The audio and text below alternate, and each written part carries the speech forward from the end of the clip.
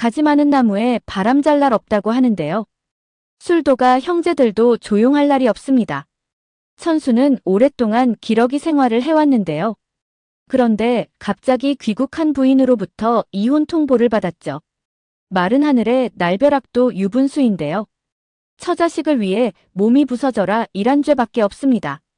게다가 장수가 죽었으니 자신 몫을 받아야겠다며 재산을 내놓으라고 쌩난리치죠. 뻔뻔함이 도를 넘어서며 형제들뿐 아니라 광수까지 뒷목 잡게 합니다. 범수가 혀를 내두를 정도이죠. 여기에 범수전 부인까지 한몫하는데요. 한이 키우는데 자신 인생을 허비할 수 없다며 범수와 아이를 버리고 집을 나가버린 그였죠. 그런 그가 범수를 찾아와 한이를 키우고 싶다며 아이를 데리고 가겠다고 하는 것입니다. 범수 입장에서는 분노하지 않을 수 없죠. 사실 더 화가 나는 건 이 대목이었는데요. 나영은이 25살이나 많은 돈 많은 회장과 결혼한다고 언론에 보도되었습니다. 그런데 그가 한이를 데리고 와도 된다고 허락했다는 것이죠. 아이가 물건도 아니고 그의 뻔뻔함도 강소연 못지 않습니다. 그런데 가장 큰 문제는 흥수가 아닌가 싶은데요. 김 원장이라는 꽃뱀한테 제대로 걸려든 것 같습니다. 흥수는 김 원장과 결혼까지 생각하고 있죠. 흥수는 수업 도중 모두가 보는 앞에서 김 원장한테 정식으로 프로포즈했는데요. 그런데 프로포즈한 지 단 하루도 지나지 않아 광숙에게까지 인사를 시키는 그이죠. 돌다리도 두드려 보고 건너라고 섣부른 감이 없지 않아 있습니다. 현재 분위기로는 일사천리로 결혼까지 진행할 분위기인데요. 문제는 김 원장의 모든 이력이 거짓이라는 것이죠. 상인들은 김 원장이 재력가 집안 딸에 강남에 집도 있다고 알고 있는데요. 물론 미혼이고 말이죠. 그런 그가 이곳에서 피아노 학원을 운영하는 건 스스로 자립하기 위해서라고 알고 있습니다. 드라마에서나 나올 법한 말도 안 되는 이야기이죠. 정말 진정한 할자는 미용실을 운영하고 있는 지 원장인데요. 남들이 보기에는 작은 미용실 원장에 불과하지만 실제로는 건물을 여러 채 보유한 알부자이죠. 흥수가 김 원장을 선택한 건 단순히 외모 때문만은 아닌 것 같은데요. 부자이면서도 소박하게 살고 있는 그가 마음에 든 것이죠. 즉 김 원장의 집안 배경이 그의 마음을 움직인 것입니다. 만일 가난한 이혼녀의 딸까지 있다는 걸 알았다면 상황은 달라졌겠죠. 어쩌면 흥수는 김 원장으로 인해 옥탑 보증금까지 날리게 되는 상황이 되지 않을까 싶습니다. 김 원장은 흥수가 돈이 없다는 건 익히 알고 있는데요. 그렇다면 왜 흥수에게 접근한 것일까요? 어쩌면 흥수 명의가 필요한 것이 아닐까라는 생각이 듭니다. 인물 소개란에는 이렇게 되어 있는데요. 흥수 주변에는 여자가 차고 넘친다고 말이죠. 직업상 수위 조절을 하며 두루두루 어장 관리 중이라고 되어 있는데요. 그런데 잔인한 운명의 장난으로 만나지 말아야 할 인연을 만나게 된다라고 되어 있죠. 여기서 만나지 말아야 할 인연이 바로 김 원장인 것입니다. 김 원장이 애까지 딸린 이혼녀라는 사실을 알게 되면 흥수는 어떨까요? 충격받고 쓰러지지 않을까 싶죠. 지 원장은 김 원장이 구리다는 사실을 알고 있는데요. 흥수에게도 조심하라며 여러 번 경고했었죠. 게다가 돈 빌려달라고 하면 절대 빌려주지 말라는 조언까지 했는데요. 오히려 김 원장을 모함한다며 화까지 내는 흥수였습니다. 김 원장이 이사를 한 것도 본격적인 사기 행각을 위한 것이 아닐까 싶은데요. 김 원장은 현재 거주지를 옮긴 상태이죠. 지 원장은 김 원장에게 딸이 있다는 사실을 눈치채고 그를 미행했는데요. 그런데 부잣집 딸이라던 김 원장의 집이 산동네에 있었던 것입니다. 하지만 전화를 받는 사이 그가 사라지면서 결국 집을 알아내는 데는 실패했죠. 또다시 동네를 찾았으나 김 원장은 보이지 않았고 오히려 김 원장에게 지 원장 정체만 들키게 되었습니다. 정체가 발각되기 전에 사기를 마무리해야 하기에 서두를 것으로 보이는데요.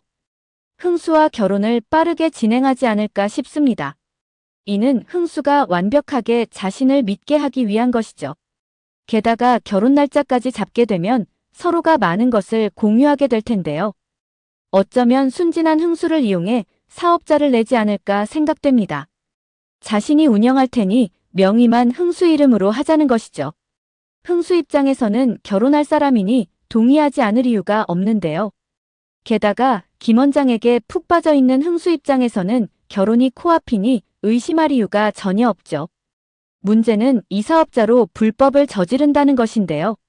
사람들에게 투자 사기를 쳐 흥수명으로 돈을 끌어 모으는 것입니다. 즉 투자 먹튀를 하는 것이죠. 이후 혼인신고도 되지 않은 상태에서 모든 책임을 흥수가 져야 하는 상황인데요. 게다가 김 원장 집이 어딘 줄도 모르죠. 결국 흥수는 결혼 한번 해보지 못한 채 김 원장한테 사기만 당하는 것입니다.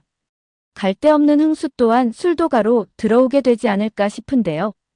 결국 이 문제를 해결해주는 사람이 바로 지 원장이지 않을까 싶습니다. 흥수는 지 원장한테 미안하다고 사과를 할 텐데요. 지 원장 말만 들었더라도 이렇게 사기당하지는 않았을 거라고 말이죠. 자신이 한심해서 참을 수 없다며 눈물을 보일 텐데요. 결국 흥수는 자신이 가장 힘들 때 지 원장으로부터 많은 위로를 받으며 다시 일어서지 않을까 싶습니다. 이것이 곧 두 사람이 연인 사이로 발전하게 되는 계기가 되죠. 광숙은 자신이 운이 없는 사람이라 집안에 자꾸 안 좋은 일이 생긴다며 오열했었는데요. 하지만 그들에게 있어 광숙은 행운의 여신이 아닐까 싶습니다. 각자 도생하던 형제들이 형수를 중심으로 다시 뭉치는 것이죠. 장수가 살아있을 당시에는 각자 어려움이 있었지만 서로에게 말도 못하고 비밀로 하고 있었는데요. 하지만 이제는 서로를 위로해주며 챙겨주고 있습니다. 집안에 사람이 잘 들어와야 한다는 말들을 하는데요. 광숙을 두고 하는 말이 아닌가 싶습니다. 강수는 훈련 중 후배를 구해주다 상해를 입었는데요. 거기에 더해 어릴 때 알았던 중이염으로 인해 잠수하기 어려운 상황에 놓였죠. 계속해서 잠수를 하다가는 청력을 잃을 수도 있다는 진단을 받았는데요. 결국 강수는 제대를 결정하고 새로운 인생 이막을 준비하게 되었습니다. 갑작스런 제대로 당장 갈 곳이 없는 강수였는데요. 광숙은 자신이 거주하고 있는 술도가로 강수를 데려오죠. 형제들은 광숙에 감사하면서도 불안하기 짝이 없는데요. 공주실이 강수를 데려오는데 찬성할 리가 없기 때문입니다. 아니나 다를까 이 사실을 알게 된 공주실은 노발대발하죠. 하지만 이미 엎질러진 물이 되어버렸는데요. 강수가 술도가에 이미 들어와 버린 것이죠. 손이 발이 되도록 비는 광숙에게 공주실은 이때다 싶어 한 가지 제안을 하는데요. 바로 맞선을 보라는 것입니다. 내키지는 않지만 강수를 위해 승낙을 할 수밖에 없죠. 드디어 디데이가 온 것 같은데요. 13화에서 광숙이 화사한 투피스를 예쁘게 차려입고 맞선을 보러 갑니다. 그런데 그곳에서 의외의 인물이 포착되는데요. 바로 동석이 맞선 보는 광숙을 지켜보고 있는 것이죠. 그런데 동석이 왜 그 자리에 있는 걸까요? 그것도 광숙 몰래 숨어서 지켜보고 있습니다. 이 모습은 어디서 많이 보던 광경인데요. 동석이 LX 호텔 사장인 걸 알고 식사하는 동석 뒤에서 쌍둥이냐고 물어보던 그 장면과 흡사하죠. 두 사람은 전혀 다른 것 같으면서도 비슷한 구석이 있어 보이죠. 동석은 광숙이 꽃뱀인지 확인하려는 거라며 자신 뇌를 속일 것 같은데요. 그러나 광숙이 진짜 꽃뱀이라는 생각이 들었다면 그의 성격상 상종도 하지 않을 스타일이죠. 그것보다는 광숙을 믿고 싶었기에 확인하러 온 것이 아닌가 싶습니다. 광숙은 장광주 납품건으로 TV 인터뷰를 한 적이 있는데요. TV에 나온 광숙을 보던 보미가 미인이라고 칭찬을 했었죠. 그런데 동석이 발끈하며 미수라는 애가 그렇게 보는 눈이 없냐며 화를 냈는데요. 보미는 당황해하며 이게 화를 낼 일이냐며 의아해했죠. 동석은 독고탁으로 인해 광숙에 대해 많은 오해를 하고 있는데요. 그 중에서 가장 큰 오해가 광숙이 돈에 미쳐 있는 여자라는 것이죠. 장수와 결혼한 것도 그가 죽은 것도 모두 돈 때문에 광숙이 벌인 짓이라는 것입니다. 하지만 선자리에서 보인 광숙 모습에 그동안의 오해가 싹 풀릴 것 같은데요. 자신이 지금 할 것은 결혼이 아니라 남편이 남긴 술도가를 지키는 것이라고 말하지 않을까 싶습니다. 그리고 지금도 남편을 너무 사랑하고 보고 싶다고 말이죠. 동석은 귀가 후에도 광숙 웃는 모습이 눈에서 사라지지 않을 것 같은데요. 와인을 마실 때도 잠자리에서 눈을 감을 때도 수시로 광숙 얼굴이 떠오르지 않을까 싶습니다. 동석이 머지않아 프로포즈를 하길 기대해 봅니다. 오늘 영상은 여기까지입니다. 구독, 좋아요는 언제나 제게 큰 힘이 됩니다.